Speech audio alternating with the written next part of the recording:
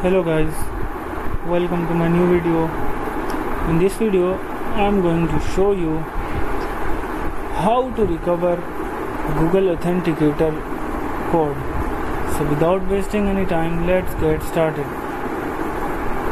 So go to your profile and go to your manage Google account.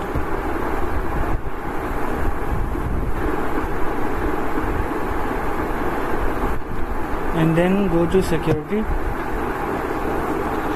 and scroll down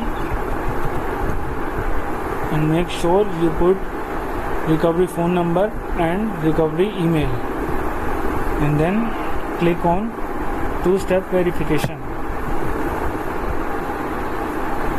Now scroll down, make sure your two-step verification is on, and now scroll down, click on Authenticator. You see this, and click on Change Authenticator app. Now install the application on your mobile, Google Authenticator. You can find it on Google Play Store, and scan this QR code.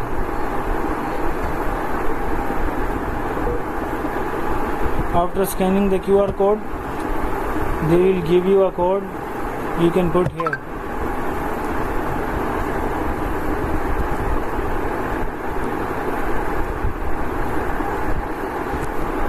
And verify.